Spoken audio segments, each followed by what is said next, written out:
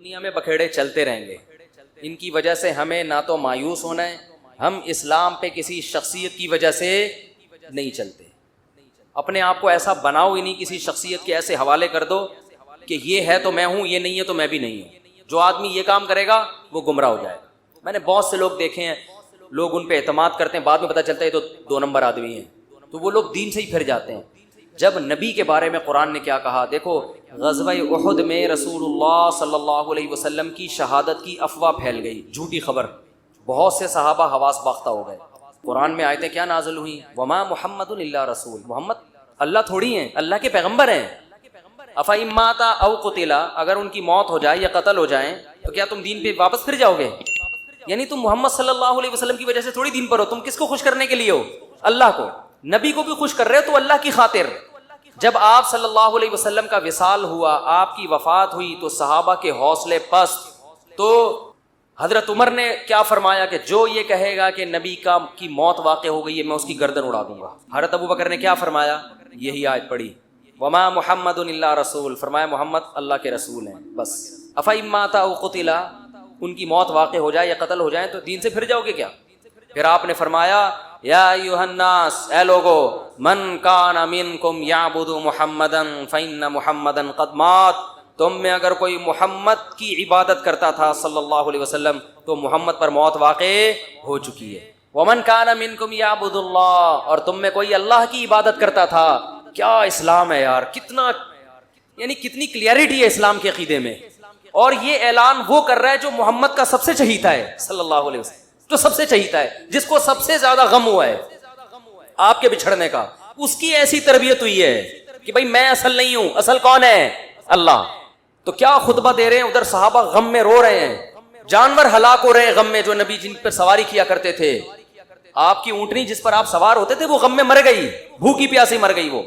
لیکن ابو بکر کیسا قوم کو سنبھالا دے رہے ہیں اور کہہ رہے ہیں یا ایھا الناس، اے لوگو، تم میں جو محمد کی عبادت کرتا تھا فإنہ قد مات، محمد صلی اللہ علیہ وسلم پر موت واقع ہو چکی ہے، قد لگا دیا تحقیق کے لیے۔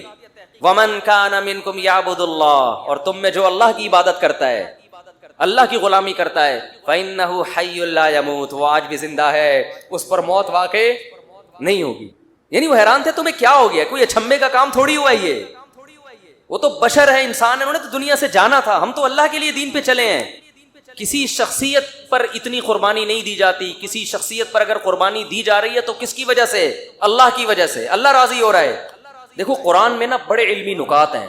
قرآن کہہ رہا ہے یعتذرون الیکم اذا رجعتم الیہم لترضوا عنہم، قرآن کہہ لتعرضوا عنہم ہے لترضوا عنہم، کوئی حافظ نہیں بیٹھا ہوا، لترضوا عنہم فإن ترضوا عنہم فإن اللہ لا یرضى عن القوم الفاسقین۔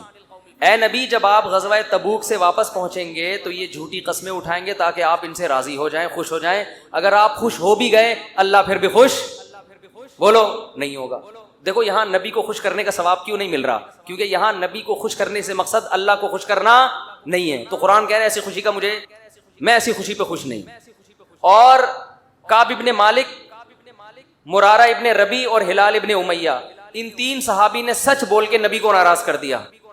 منافقین نے جھوٹ بولا نا کہ یہ عذر تھا، یہ عذر تھا، ہم تبوک میں اس لیے نہیں آ سکے، یہ مسائل تھے، یہ مسائل تھے۔ نبی عالم الغیب نہیں، آپ نے کہا چلو بھائی ایسے ہی ہوگا، آپ خوش ہو گئے، ٹھیک ہے بھائی جاؤ، کوئی سزا نہیں، کچھ بھی نہیں۔ اللہ نے کہا آپ خوش ہیں، اللہ نہیں خوش ان سے۔ دوسری طرف منافقین جو مخلص صحابہ تھے 3، کعب ابن مالک، مرارہ ابن ربی، ہلال ابن امیہ، یہ 3 صحابی نے سچ بولا، یا رسول اللہ کوئی عذر نہیں تھا، بس ہم سستی کی وجہ سے پیچھے رہے، کوئی عذر نہیں، جانا چاہیے تھا، ہم پہ فرض تھا، لیکن باغ پک چکے تھے، سب کچھ تیار تھا، پھر بھی نہیں گئے، کوئی عذر نہیں ہے۔ سچ بولا نا، نبی غضبناک ہو گئے۔ نبی کیا ہو گئے؟ اس لیے نہیں کہ سچ بولا ہے، اس لیے کہ جب کوئی عذر نہیں تھا تو پیچھے رہنے کا کوئی جواز بنتا نہیں۔ آپ نے فرمایا قم، جاؤ یہاں سے، حتی یقضی اللہ فیکم، اللہ فیصلہ کرے گا تمہارے بارے میں۔ 40-50 دن بائیکاٹ ہوا، یہاں تک کہ صحابی کہتے ہیں نبی نے سلام تک کا جواب نہیں دیتے تھے۔ کیا گزری صحابہ پر، مگر قرآن کہہ رہا ہے میں کیا تھا ان سے، بولو راضی تھا، کیونکہ مجھے خوش کرنے کے لیے انہوں نے سچ بولا۔ تو پھر اللہ نے پیغمبر کو بھی راضی کر لیا بعد میں، اور اتنا خوش ہو گئے پیغمبر، فرمایا اللہ نے تمہاری تو اچھا اور سنیں، اسلام کے عقیدے بتا رہا ہوں کتنے واضح ہیں کہ ہم اسلام کو فالو کسی مدرسے کے کسی بندے کی وجہ سے نہیں کرتے. اور یہ بھی بتا دوں اس ایک بندے کی وجہ سے مدرسوں کو بدنام کرنا کہ مدرسے ایسے ہوتے ہیں یوں ایسے ہوتے ہیں, یہ بھی وہی زیادتی ہے جس کا میں نے ابھی تذکرہ کیا. جب حضرت کعب بن مالک کی توبہ قبول ہوئی تو ان کو خوشخبری پہنچی, وہ نبی کے پاس آئے. آپ صلی اللہ علیہ وسلم کا چہرہ حدیث میں آتا ہے استنار وجہہ کأن وجہہ قطعۃ قمر, ایسے چمک رہا تھا جیسے 14ویں کا چاند. آپ نے کیا فرمایا, ابشر بخیر یوم مر علیک منذ ولدتک امک, اے کعب اس دن کی خوشخبری قبول کرو کہ جس دن سے تمہاری ماں نے تمہیں جنا ہے آج تک ایسا خوشی کا دن تمہاری زندگی میں نہیں آیا, اس دن کی مبارکباد ہو تمہیں. حضرت کعب مالک نے کیا کہا, امن کا ام من عند اللہ, یہ خوشخبری آپ کی طرف سے یا اللہ کی طرف سے؟ اس فکر میں لگے ہوئے ہیں کہ اللہ راضی ہے کہ نہیں ہے. دیکھو نبی کے راضی ہونے کا تو یقین ہو گیا نا.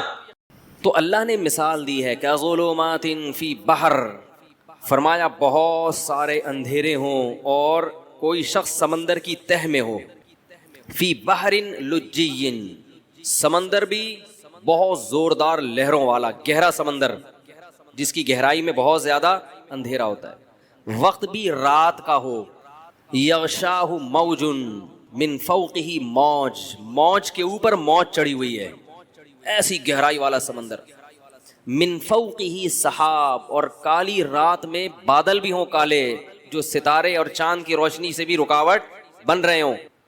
اور اندھیرے کا یہ عالم ہے اذا اخرج یدہ لم یکد یراہا, جب اپنا ہاتھ نکال کے وہ دیکھنا چاہتا ہے تو اس بات کا کوئی امکان ہی نہیں ہے کہ ہاتھ بھی دیکھ سکے, یعنی کہ ہاتھ دیکھ نہیں پا رہا, یہ ممکن ہی نہیں ہے, اس کا بھی تصور نہیں ہے. تو بیان القرآن میں یہ لکھا ہے, اس میں بلاغت کے نکات بھی ہوتے ہیں.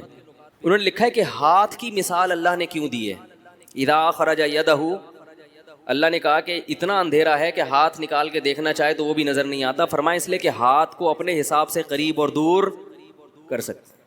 بعض لوگوں کی دور کی نظر کمزور ہے, بعض کی قریب کی نظر کمزور ہے. ہاتھ کے علاوہ جو ہے نا, ہاتھ جب آپ ایسے کریں, ایسے کر لو, تھوڑا دور کر لو, یوں آنکھیں پھاڑ کے تھوڑا سا, اور اپنے حساب سے مینج کر سکتے ہو آپ اس کو. اپنا ہاتھ بھی اگر سجھائی نہیں دے رہا کس قدر اندھیرا ہوگا. تو اللہ فرماتے ہیں اس شخص کی مثال ہے کس کی, جس کے پاس ہدایت کی روشنی نہیں ہے. جیسے یہ حیران سرگردان سفر کرے گا, اب اس کو کیا پتا کہ اگلا قدم میں نے کہاں رکھنا ہے, اگلے قدم میں کھائی ہے یا پھول بچھے ہوئے ہیں یا قالین بچھے ہوئے ہیں. ساری زندگی اسی قسم پرسی میں گزارے گا جو شخص, اس کی دل کی حالت کیا ہوگی, دماغ کی حالت کیا ہوگی, کیسی پریشانی ہوگی. یہ دنیا کا عذاب ہے ان لوگوں کے لیے جو شریعت کو فالو نہیں کرتے. ہر شخص کو خوش کرنے کی کوشش میں لگے ہوئے ہیں. داڑھی کیوں نہیں رکھی جاتی, لوگ کیا کہیں گے. تو کیا بغیر داڑھی والوں سے لوگ خوش ہیں بھائی؟ میں اچھا نہیں لگوں گا, ملا سا لگوں گا, لوگ کیا کہیں گے. تو بھائی لوگ تو اللہ تعالیٰ نے یعنی دنیا میں سزا کیا دی ہے. میں یہ عرض کر رہا تھا کہ ہم دنیا کو خوش کرنے کے لیے کام کرتے ہیں, مگر دنیا خوش کہ ہم بھی کیا کرتے ہیں. کافر تو مکمل کنفیوز ہوتا ہے, مسلمان آدھا تیتر آدھا بٹیر. وہ کلمہ تو پڑھ لیتا ہے, جنت جہنم پہ یقین بھی کر لیتا ہے, لیکن آدھی شریعت کو فالو کرتا ہے. اتوار کو بیان سننے آ جائے گا, جمعے کا بیان سن لے گا, لیکن بہت ساری چیزوں میں کیا کرے گا, یار نہیں یار یہ بیوی ناراض ہو جائے گی, یار یہ تو ابا, یہ تو دوست بولیں گے یار تم تو پروفیشنل مولوی لگ رہے ہو بالکل ہی, یار تم تو بالکل ہی یار یعنی عجیب سے ہو گئے ہو. اس طرح کی باتیں لوگ کرتے ہیں. تو ایسے لوگ یہ سمجھتے ہیں کہ ہم لوگوں کو خوش کر کے سکون کی زندگی گزاریں گے, حالانکہ وہ سکون کی زندگی نہیں گزار سکتے. کیوں؟ قرآن نے اس کو بڑا اچھی مثال سے سمجھایا ہے. فرمایا ضرب اللہ مثلا رجلا فیہ شرکاء متشاکسون ومثلا ورجلا سلما لرجل. فرمایا بتاؤ ایک آدمی ایسا ہے جس کے کئی آقا ہوں, کئی محبوب ہوں, اور وہ کئی محبوب بھی ایسے ہیں جن کے مزاجوں میں آپس میں بڑا اختلاف ہو. کئی محبوب ایسے ہیں جن کے مزاجوں میں آپس میں, مثال دیتا ہوں, کسی کی 4 بیویاں اور چاروں اپوزٹ دماغ کی ہیں, تو وہ ڈپریشن کا مریض بنے گا کہ نہیں بنے گا؟ چاروں کو خوش رکھنا اس کے لیے ممکن ہوگا ہی نہیں. چاروں کا مزاج بالکل الگ, چاروں پھڈے باز. وہ کہتی ہے میری دعوت قبول کرو, میرے ہاں ناشتہ کرو, کہہ رہی ناشتہ آپ نے میرے ہاں ہی کرنا ہے. تیسری کہہ رہی ناشتہ تو آپ کا باپ بھی میرے یہاں کرے گا. چوتھی کہہ رہی ہے ناشتہ روزانہ کس کے گھر ہوگا, میرے. ایک کے ابا ایس ایچ او ہیں, ایک کے ڈی ایس پی, ایک کے آرمی میں کرنل ہیں, اور ایک کے ابا علاقے کے ناظم ہیں بھائی, اور ہول سیل کے حساب سے سالے بھی ہیں. اب چاروں کا مطالبہ کیا ہے؟ ناشتہ کس کے یہاں ہوگا؟ آپ کہو گے بھائی ناشتہ تمہارے ہاں, لنچ تمہارے ہاں, ڈنر تمہارے یہاں. کوشش کرو گے نا؟ نہیں. متشاکسون, جھگڑالو, نہ ضدی. بول دیا ناشتہ آپ نے کہاں کرنا ہے, ادھر کرنا ہے. بڑھے گا کہ نہیں بڑھے گا؟ یہ ٹینشن سے بولے گا بھائی 4 پراٹھے تھوڑی کھا سکتا ہوں میں, چلو ادھر بھی ناشتہ کر لیا, ادھر بھی کر لیا, ادھر بھی. پھر لنچ میں یہی پھڈے بازی. تو چاروں کو خوش رکھ سکتا ہے؟ بولو بھائی, نہیں رکھ سکتا. ایک کہہ رہی مجھے اپنے ساتھ سفر پہ لے کے جاؤ, دوسری کہہ رہی اس دفعہ سفر پہ میں نے جانا ہے, تیسری کہہ رہی اس دفعہ تو ان دونوں نے جانا, میں نہیں جانا ہے. وہ قرآن اندازی کرے گا, نہیں قرے کو ہم نہیں مانتے, چلو بیگم تمہیں اس دفعہ تمہیں لے جاتا ہوں, اگلے چکر میں تمہیں نہیں, اسی دفعہ میں نے بھی. متشاکسون کا مفہوم سمجھا رہا ہوں آپ کو. پھڈے باز, ہر ایک کی خواہش ہے کہ ابھی میری جو چاہت ہے اس کو پورا کرو. بھائی پورے کتنے لوگوں کے اسلام بچایا انہوں نے, کتنے لوگوں میں دین کا علم پھیلایا, اور فرقہ پرستی سے آزاد ہو کے. یہ سمجھو اچھی طرح, ہمارے ہاں علماء کو فرقہ پرست کہا جاتا ہے. یہی کہا ہے فرقہ پرست لوگ ہیں. آج میں گیا ایک مدرسہ دیکھنے کے لیے, کیا نام تھا اس مدرسے کا؟ محمود میموریل, منگوچی میں ہے, بڑا مدرسہ. منگوچیاں ہماری والدہ پکایا کرتی تھی. کھنڈیاں اور منگوچیاں کھائی ہیں آپ نے کبھی؟ بھائی ہندوستانی کھانا ہے کھنڈیاں, بیسن سے بنتا ہے, اور ایک منگوچی وہ بھی بیسن سے بنتی ہے. تو جب انہوں نے بتایا نا منگوچی جانا ہے ہم نے, تو مجھے وہ کھانا یاد آ گیا, منگوچی. تو وہاں کیا ہے, مدرسہ ہمارے علماء نے بنایا, لیکن چونکہ یہاں پر عوام شافعی ہے تو پڑھا کیا رہے ہیں؟ فقہ شافعی. تو یہ فرقہ پرست ہو سکتے ہیں؟ فرقہ پرست آج ہوتا کیا ہے, میں صحیح ہوں باقی سارے غلط. ان کو لوگ کہتے ہیں امت میں اتحاد پیدا کر رہے ہیں. کمال کی بات نہیں ہے؟ یہ اتحاد پیدا ہو رہا ہے, یہ توڑ رہے ہو تم. ایک ڈاکٹر اٹھے اور کہے میں ہوں, باقی سارے بیوقوف ہیں دنیا میں جتنے ڈاکٹر ہیں. اصل میں میڈیکل سائنس صرف میں نے پڑھی ہے, اور میڈیکل سائنس صرف مجھے معلوم ہے, اور وہ یہ کہے کہ میں ڈاکٹروں میں اتحاد پیدا کر رہا ہوں. تو اتحاد پیدا ہوگا یا توڑ پیدا ہوگا؟ بولتے کیوں نہیں؟ توڑ پیدا ہوگا. بھائی تو ہی کیوں صحیح ہے, باقی سارے کیا گھاس کھا رہے ہیں, انہوں نے کالج میں نہیں پڑھا؟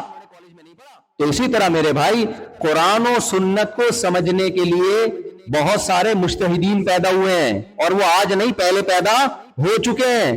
ان میں مشہور مجتہدین جنہوں نے قرآن و سنت پہ بہت زیادہ کام کیا ہے, اور پوری امت نے ان کو فالو کیا ہے, ان کو برحق سمجھا ہے, وہ کون ہے؟ نمبر 1 سب سے پہلے امام ابو حنیفہ رحمہ اللہ تعالی, جن کے بارے میں علامہ ابن حجر نے دعویٰ کیا کہ وہ تابعین میں سے تھے. نمبر 2 امام مالک رحمہ اللہ تعالی, جن کے بارے میں حدیث میں آتا ہے, اکثر علماء کہتے ہیں اس سے امام مالک مراد ہیں, کہ ان قریب مدینہ میں ایک ایسا عالم پیدا ہونے والا ہے کہ پوری دنیا سے لوگ علم حاصل کرنے کے لیے اس کی طرف کجاوے کسیں گے, اونٹوں کا سفر کر کے آئیں گے. اکثر علماء اس طرف گئے ہیں. اس سے مراد کون ہے بھائی؟ بولتے کیوں نہیں؟ امام مالک. تھوڑی آواز اس کی بڑھا دو تاکہ مجھے کم چیخنا پڑے, چیخنے کا کام یہ خود کرے گا. تو امام مالک رحمہ اللہ تعالی. تیسرے نمبر پہ امام شافعی, جو امام ابو حنیفہ کے شاگرد ہیں, قریشی ہیں, ہاشمی ہیں. چاروں اماموں میں امام شافعی کو یہ شرف حاصل ہے کہ آپ کا نسب نبی صلی اللہ علیہ وسلم کے نسب سے جا کے ملتا ہے, قریشی ہاشمی. اور علم میں کتاب الام, امام شافعی کی کتاب اٹھا کے دیکھو, آدمی حیران ہو جاتا ہے کہ علم کا سمندر. یہ آج کل کے جتنے اسکالر آ رہے ہیں نا بھائی, جو قرآن و سنت کے ریفرنس دے کے آپ کو کہہ رہے ہیں کہ بڑا علم ہے, یہ ان کی جوتیوں کے خاک کے برابر بھی بولو نہیں ہے. اور چوتھے نمبر پہ امام شافعی کے شاگرد امام احمد ابن حنبل, جو امام بخاری کے استاد ہیں. یہ 4 فقہا گزرے ہیں جن پر 99.9% امت نے اعتماد کیا, اور انہی کو فالو کیا ہے. انہی کا فقہ پوری دنیا میں رائج رہا ہے. اب آپ کوئی نئی چیز مارکیٹ میں لے کر آؤ گے اتحاد کے نام پہ, تو اتحاد پیدا نہیں ہوگا بھائی صاحب. اس سے کیا ہوگا؟ توڑ پیدا ہوگا. ہر آدمی قرآن اور سنت کا لیبل لگا کے میں ریفرنس کے ساتھ بات کرتا ہوں, میری بات کو فالو کرو. وہ بھی ریفرنس کے ساتھ بات کرتا ہے, اس کی بات آپ کی بات سے مختلف. تیسرا آئے گا اس کی بات آپ دونوں کی بات سے مختلف. چوتھا آئے گا اس کی بات آپ تینوں کی بات سے مختلف. اس سے تو بھائی امت بوکھلاہٹ کا شکار ہوگی، بوکھلاہٹ کا شکار ہوگی. ایک طلاق کے مسئلوں میں اتنا اختلاف، نماز میں اتنا اختلاف. بھائی جب چاروں کی ایک ریسرچ ہے اور پوری امت نے اس کو قبول کر لیا تو انہی میں سے کسی ایک کو فالو کرو اور دوسرے کا برا بولو مت سمجھو. سعودی عرب کے ایک سلفی عالم ہیں بڑے معتدل، ان سے کسی نے پوچھا کہ میں ایک ایسے کنٹری میں رہتا ہوں جہاں فقہ مالکی ہے تو میں ان کو کس بات پہ فتویٰ دوں. انہوں نے کہا کہ جس ملک میں جو فقہ رائج ہو اس کے خلاف لوگوں کو چلانے کی کوشش مت کرو اور لوگوں کے ذہنوں میں تشویش پیدا مت کرو. اختلاف پیدا ہوگا، تشویش ہوگی. تو یہ وہ طریقہ ہے جس سے امت فرقہ واریت سے بچے گی. سمجھتے ہو کہ نہیں سمجھتے ہو؟ ہاں ایک کام کرنا ہے آپ نے، یہ میرا موضوع نہیں ہے لیکن بیچ بیچ میں اہم باتیں آ رہی ہیں نا، یہ ضروری ہیں، ورنہ کوئی نیا آئے گا آپ کو بولے گا اس طرح نماز نہیں، اس طرح پڑھو، اس طرح وہ یہ ریفرنس اور یہ حوالے اور وہ حوالے سب کے پاس ہوتے ہیں. بھائی یہ چاروں ائمہ نے جو قرآن و سنت پہ تحقیق کی ہے نا، ان کو پوری امت مانتی ہے. تو اب دیکھو مدرسہ احناف کا ہے، انڈیا کے علماء نے بنایا، لیکن پڑھا کیا رہے ہیں اس میں؟